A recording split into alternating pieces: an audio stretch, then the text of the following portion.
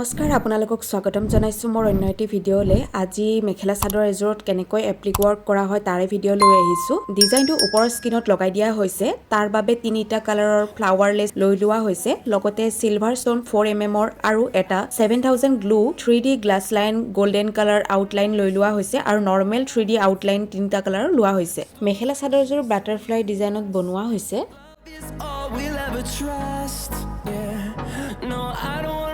what's left and on we'll go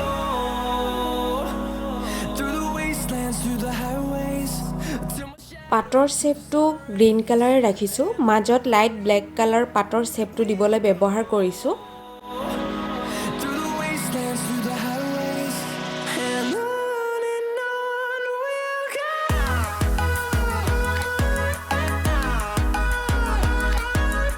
আপোনালোকে এনে ধৰণৰ সৰু সৰু টিপছবোৰ শিকিব বিচাৰিলে মোৰ ইউটিউব চেনেলটো সাবস্ক্ৰাইব কৰি ল'ব লগতে কাষত থকা বেল আইকনটো ক্লিক কৰি দিব যেতিয়া নতুন ভিডিঅ' আপলোড কৰা হ'ব সকলোতকৈ আগতীয়াকৈ নটিফিকেশন পাই যাব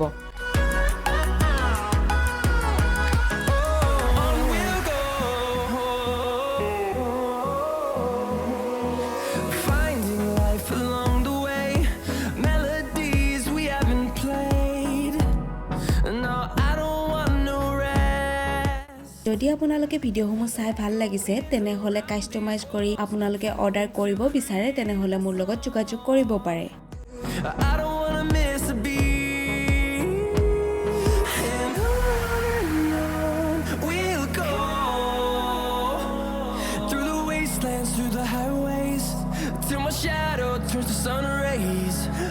পাটত গ্ৰীন কালাৰটো কৰি দিয়া হৈ গল এতিয়া সৰু সৰু পাতবোৰ উজ্জ্বল কৰিবলৈ হোৱাইট কালাৰটো লৈ মাজত লাইটকৈ কালাৰ কৰি দিয়া হ'ব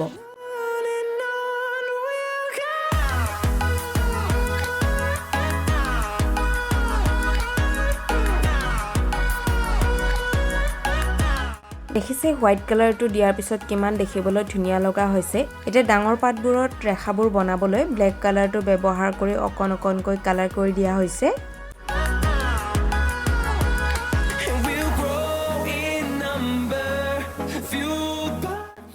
মোৰ ভিডিঅ'সমূহ আপোনালোকে ইমানখিনি মৰম দিয়াৰ বাবে ধন্যবাদ এনেকৈ মোক সাপোৰ্ট কৰি যাব আগন্তলৈকে আৰু ভাল নতুন ভিডিঅ'সমূহ আগবঢ়াই যাম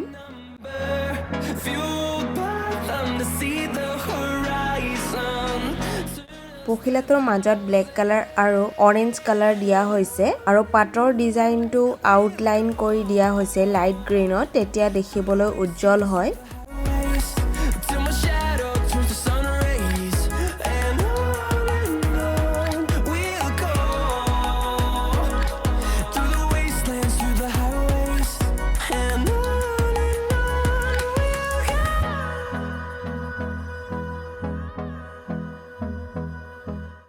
পাটৰ ডিজাইনটো 3D আউটলাইনেৰে কমপ্লিট কৰা হৈ গল এতিয়া বাটাৰফ্লাই ডিজাইনটো গোল্ডেন গ্লাছ 3D আউটলাইনেৰে কমপ্লিট কৰা হ'ব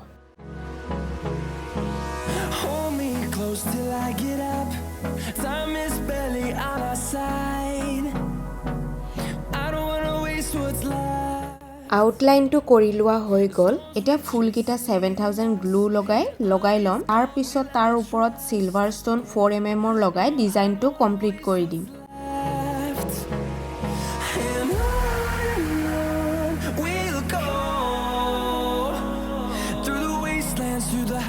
ফাইনালি কাপোৰজোৰ বনোৱা হৈ গল আজিৰ ভিডিঅ'টো ইমানেই আছিল ভিডিঅ'টো চাই কেনে পালে জনাবলৈ নেপাহৰিব লগতে সাবস্ক্ৰাইব লাইক কমেন্ট শেয়াৰ কৰি দিব